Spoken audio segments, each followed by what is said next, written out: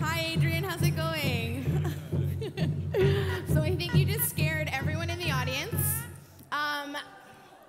Yeah, that is awesome. Let's talk a little bit about what we just saw and what you do. So I know, but please tell us. So what is your involvement with that water slide, and how did you get involved with water slide engineering? Well, I have to clear the air about a couple of things. Okay. First of all, I didn't miss the dress code. This is just what you get to wear when you own your own business. And you're the keynote speaker? No big deal. But the other thing is that water slide you guys saw there is the current record-holding tallest water slide in the world. It's 171 feet tall. However, my involvement in that is my team helped build that water slide. But we're currently working on a new water park, or a new water slide, as well as a water park, that's going to shatter the record in a number of ways. We're going to beat the tallest water slide in the world, but we're also making the first water slide that's going to take you completely upside down. How is that even possible? How is that even possible? I want to hear some noise. Who would do that? And who's brave enough? What? Oh my God, you are far braver than I am. Sometimes we get the response where most people are too afraid to even think about going on it. So I'm glad to see we've got some thrill seekers in the crowd. Didn't you say that on that particular water slide that they're going to say 9 out of the 10 people that walk up will not do it? Yeah, like that's what they're thinking. Just as big of a line going down as they do going up. I don't think I could even walk up the stairs. So tell everyone here how you got into this. I got into the water slide business by meeting somebody who is just incredibly talented. I went to school at BCIT, and I played hockey with, well, he's my good friend, and he's just a genius at building water slides. He was doing it for a long time. He's what I like to say is a master at what he does. I think of him as an Olympian of making water slides. So you said you come from a small town in Saskatchewan. Did you want to talk to us a little bit about that and how that kind of helped you become who you are, and how your culture and identity was molded and shaped by that? Yeah, totally. Well, I guess, how many of you guys are here from a really small town? All right. When I was growing up, I was in small town Saskatchewan, and I had 6 people in my grade 9 class.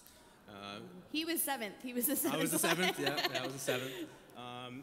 You know, and when I left that environment, I moved over to BC.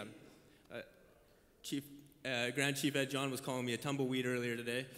Wind blew me over out west, and you know, when I got out here, I was really ashamed and kind of embarrassed of coming from a small town, because everybody thought it was a disadvantage, right? You're looking at yourself as, you know, you come from this small place, and everybody does things differently in the city. What I came to realize over time was that actually it's not a disadvantage, it's an extreme advantage. It just depends on how you look at it. So the value of coming from a small town is you learn about community. You learn that it's not just about you. I could not be sitting here today if it wasn't for the community that I've been able to build around myself. And that is something that I learned from being in a small town. You know, and it really comes down to, it's part of Aboriginal culture, right? We were a community, or we are, sorry, a community-based nation, and you get what you put into your community. So, you know, if you add value to your community and to the people around you in your life, it doesn't even have to be in your home community. If you live in the city, you build a community around you, and if you're providing value to that community, they will support you in ways that you need support, and that's what it's all about. You know, and working on something like that and shattering world records, how does that affect, you know, when you were chasing your dream? Is this something that you dreamed of, and how does this impact your life now, having that really big purpose? You know what? It's really all about passion. It's really, you have to care. You have to have a reason to get up every day, right? So for some people it's music, for some others it's sports, art. You could be passionate about anything. There's some people here who are passionate about government. No offense. No offense, I just build water slides. But it comes down to practice. If you're passionate about something, you know, you're going to get up every day and you're going to chase it. You're going to push for that dream. So to get masterful at something like my business partner is, it takes practice. You have to continuously practice. They say it takes 10,000 hours for you to become a master at something. So who here plays an instrument? Anyone out here play an instrument? Yeah?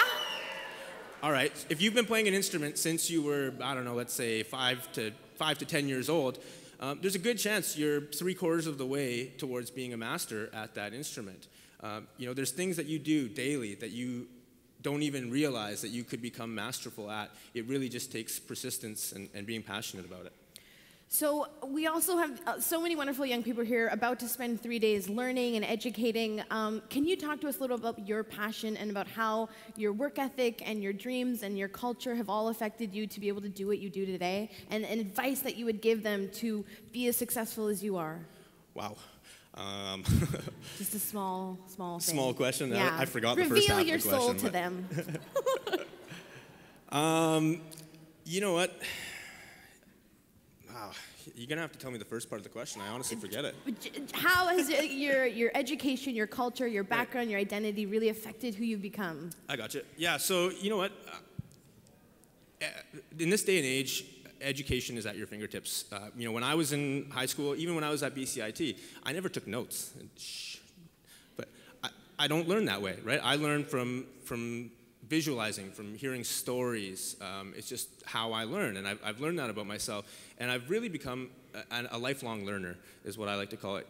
I always want to learn something new. I'm interested in everything and anything. Mm-hmm. And that, I think, is really, really important because, you don't need a master's degree. That's awesome, and I really, really am pushing for everybody to pursue education. I think it's a huge part of it. But don't forget that education is right in front of you every day. You just got to be willing to go out and get it. That's amazing. Let's give one round of applause for Adrian Duke. And then you want to get this crowd? You want to get this crowd on their feet? Yeah, okay, I want to try something. I was looking at this and we're in a pretty awesome location here. I've never done this. I'm trying to get out of these lights so Can we give a shout out to the staff of the Orpheum right now for being so amazing and being us in this incredible space? Front of house, backstage. Thank you to the Orpheum. Okay, I want you, thank you.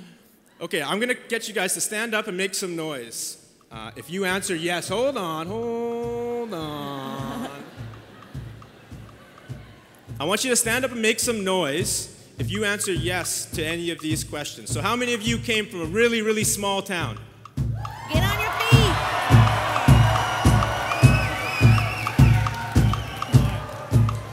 And how many of you are musicians or dancers and proud of your culture and heritage?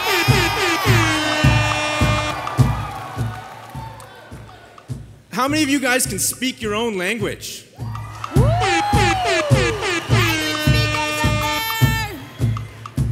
How many of you guys regularly communicate with your elders in your community? That's what I like to hear.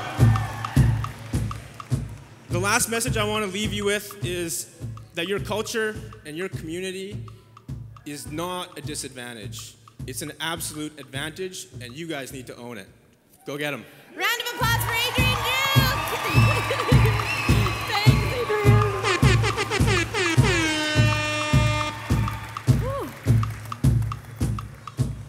How cool is that guy? Who is now thinking that they can actually be anything that they want growing up? Who would think that they could start designing water slides? Amazing. Look at these things. I just don't think I could do that. When I was shown that video, I sat there and I was like, no, dear God, no. There's no way I could do that. I actually got really scared. Thank you so much, Adrian.